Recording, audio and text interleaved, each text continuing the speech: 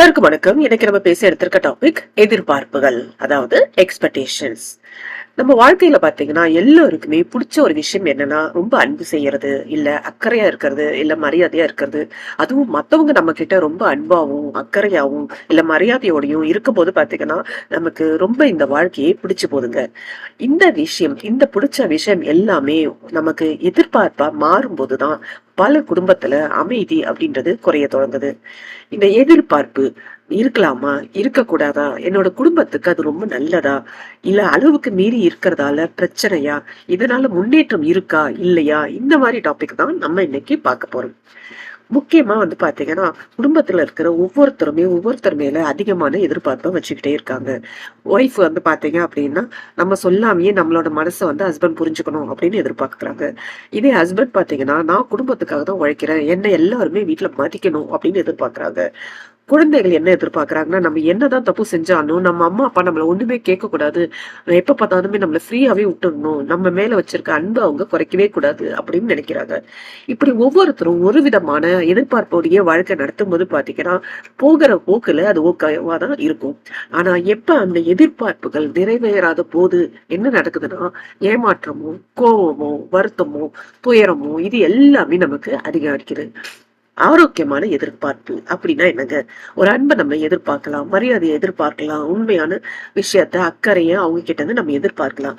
ஆனா நம்ம சொல்றபடிதான் அவங்க செய்யணும் அப்படின்னு நம்ம அந்த எதிர்பார்ப்பு ஃபோர்ஸ் பண்ணும்போதுதான், நம்ம விருப்பப்படி அவங்க மாறணும்னு எதிர்பார்க்கறது தான் சரியில்லை. ஒவ்வொருத்தருக்குமே பாத்தீங்கன்னா ஒரு ஒரு தனி எண்ணம், நம்ம தனி வாழ்க்கை, தனியான பொறுப்புகள் எல்லாமே இருக்குங்க.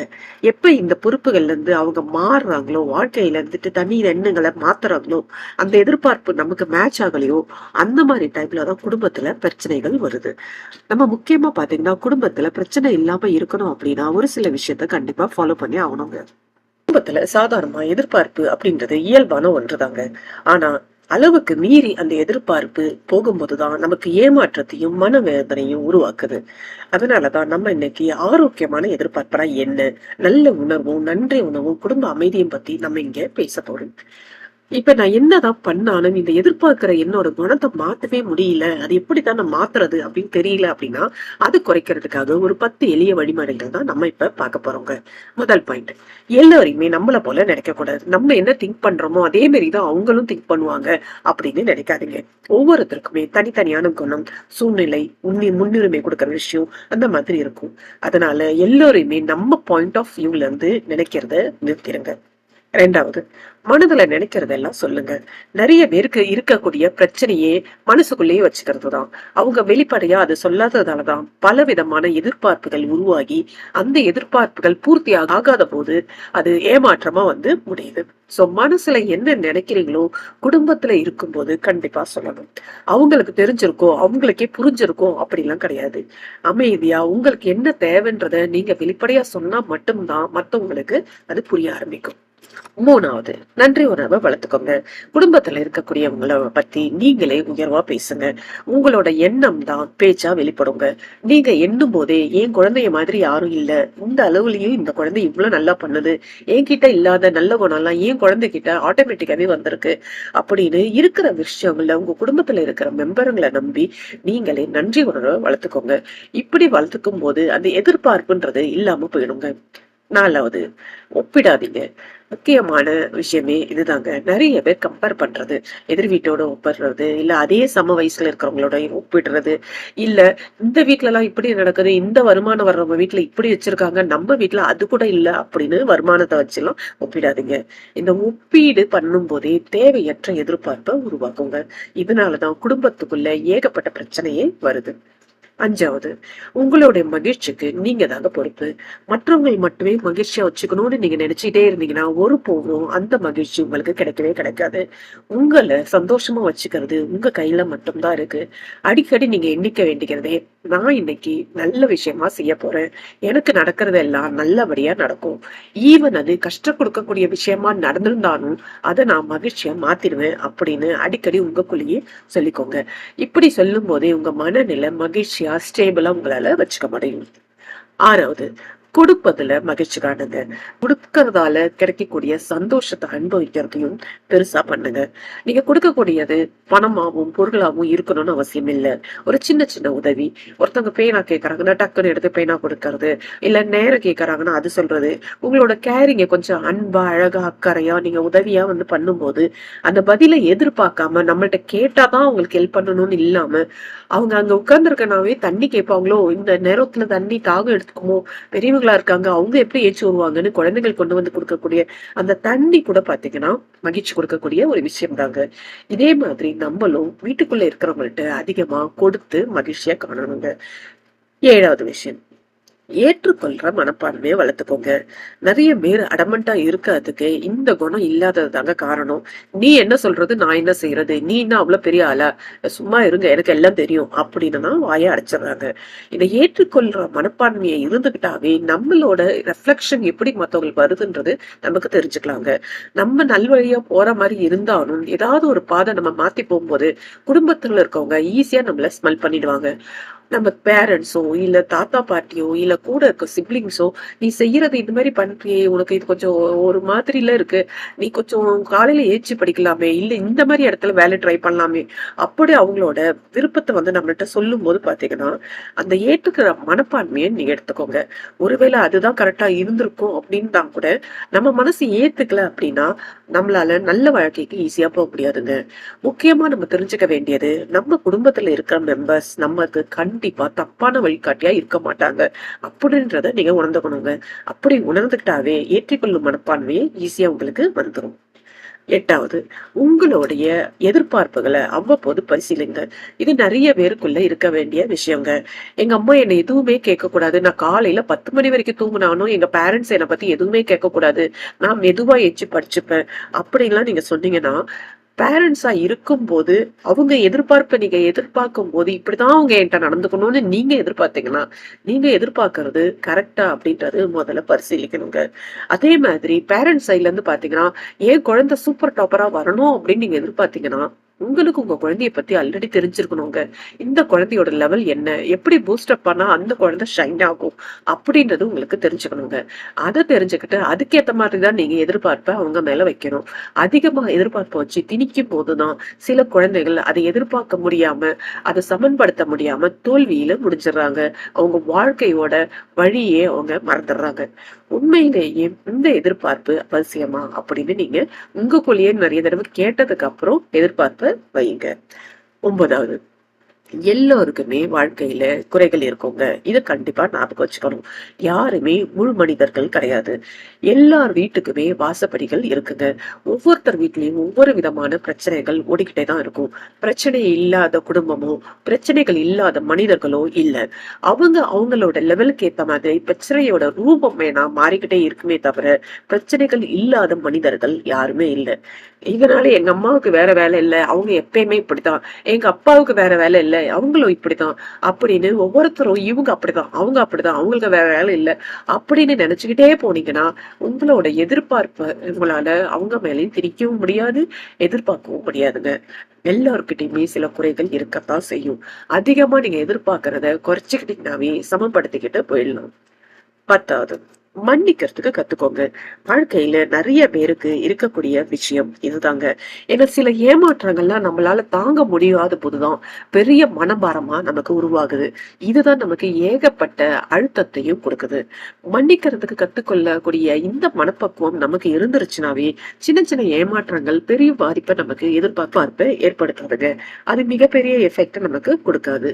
இந்த மாதிரி விஷயத்த நீங்க பண்ணீங்கன்னாவே போதும். எதிர்பார்ப்பை குறைச்சிட்டு அன்பை அதிகரிச்சிங்கனாவே போதும். உங்களோட வாழ்க்கை ரொம்பமா சுகமா இருக்குங்க.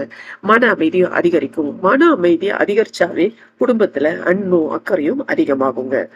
சோ என்ன விதமான எளிய வழிகள் அப்படின்னு பாத்தீங்கன்னா, எல்லோரையுமே நம்ம போல நினைக்க கூடாது. மனசுல பட்டதெல்லாம் சொல்லணும். என்னவா நீங்க நினைச்சிருந்தாலும் பரவாயில்ல, குடும்பத்துள்ள தப்பா நினைச்சுப்பாங்கன்ற பேச்சுக்கே இடம் கிடையாது. நன்றி உணர்வு வளர்த்துக்கோங்க. மத்தவங்களோட எப்பயுமே கம்பேர் பண்ணிக்காதீங்க. உங்களோட மகிழ்ச்சிக்கு நீங்களே தான் பொறுப்பு. கொடுப்பதுலயும் அதிகமா மகிழ்ச்சி காணுங்க. ஏற்றுக்கொள்ள மனப்பான்மை மட்டும் இருந்தா போதும். இன்னும் உங்களோட வாழ்க்கையில எதிர்பார்ப்பு அப்படின்றது இல்லாமே போயிடும். உங்களோட எதிர்பார்ப்புகளோட லெவல அப்ப செக் பண்ணிக்கிட்டே இருங்க. எல்லாருக்குமே குறைகள் கண்டிப்பா இருக்கும்ன்றதையும் ஞாபகம் வச்சுக்கோங்க. மன்னிக்கத்துக்கும் கத்துக்கோங்க. இந்த 10 பாயிண்ட நீங்க அடிக்கடி பண்ணிக்கிட்டே இருந்தீங்கன்னாவே போதும். உங்களோட வாழ்க்கையில ஏமாற்றம் அப்படின்றது இல்லாமயே போயிடுங்க. எப்ப எதிர்பார்ப்ப நீங்க கண்ட்ரோல்குள்ள வச்சுக்கிறீங்களோ அப்பயே ஏமாற்றம்ன்றது குறைந்து உங்களோட வாழ்க்கை ஒரு அன்பு நிறைந்த அக்கறை நிறைந்த ஒரு வாழ்க்கையா மாறும். இப்ப எக்ஸாம் ரிசல்ட் எல்லாம் வந்ததுக்கு அப்புறம் நிறைய ஃபேமிலியில இருந்த ஒரே பிரச்சனை, என் குழந்தை நான் சொல்றதே கேட்கவே இல்லை, பாருங்க இவ்வளவு மார்க் கம்மியா வந்திருக்கு, இதை வச்சு என்னத்த பண்றது, இந்த பசங்க படிக்கிறதே ஒரே தலைவலியா இருக்கு அப்படின்னு. இப்ப இருக்க காலத்துல பாத்தீங்கன்னா குழந்தைகள்கிட்ட இருக்கக்கூடிய எதிர்பார்ப்போட லெவல் தாங்க ரொம்ப அதிகமா இருக்கு. நிறைய பாரமாவும் குழந்தைகளுக்கு இருக்கு. இந்த எதிர்பார்ப்பு வைக்கிறீங்க அப்படின்னா எப்படிப்பட்ட எதிர்பார்ப்புகளை வைக்கணும், எந்த மாதிரி எதிர்பார்ப்புகளை குழந்தைங்க மேல திணிக்க கூடாது அப்படின்றத தெரிஞ்சுக்கணுங்க. நல்ல எதிர்பார்ப்புகள் அப்படின்னு பாத்தீங்கன்னா பேரண்ட்ஸ் சைட்ல இருந்து குழந்தை எப்பயுமே நேர்மையா இருக்கிற மாதிரி குழந்தைகளை வளர்க்கணுங்க.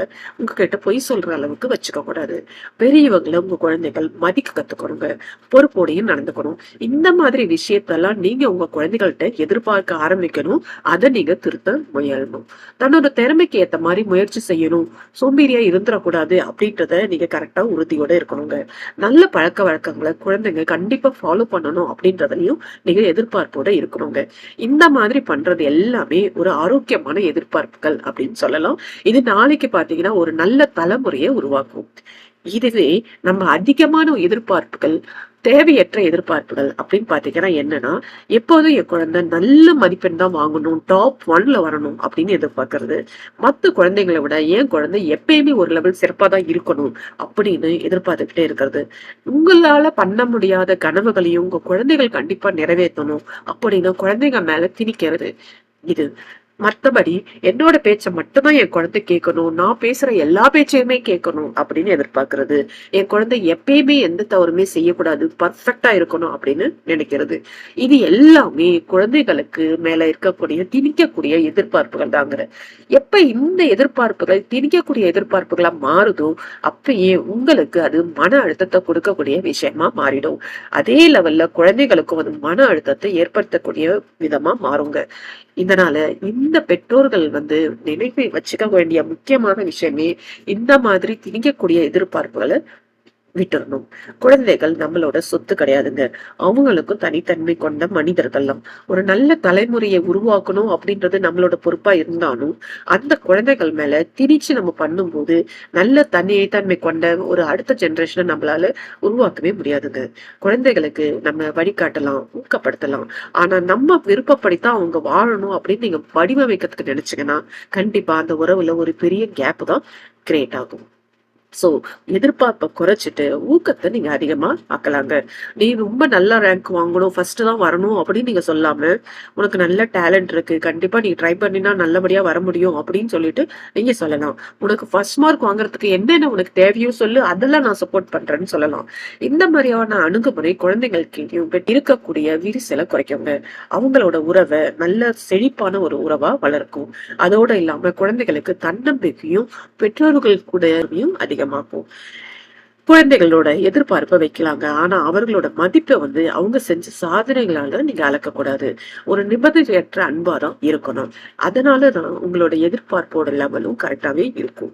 எப்ப நீங்க நிபந்தனையற்ற ஒரு அன்பு செலுத்துறீங்களோ குழந்தைகள் மேல எதிர்பார்ப்புன்றது ஒரு திணிப்பா இல்லாம நார்மலா இருக்கிற மாதிரி மாறுங்க. சோ எதிர்பார்ப்புகள் அப்படின்றது குறைஞ்சாவே வாழ்க்கையில ஏமாற்றமும் குறையும். எதிர்பார்ப்பு இல்லாத வாழ்க்கையே சாத்தியம் இல்லைங்க. ஆனா அந்த எதிர்பார்ப்புன்றது அளவா இருக்கணும்.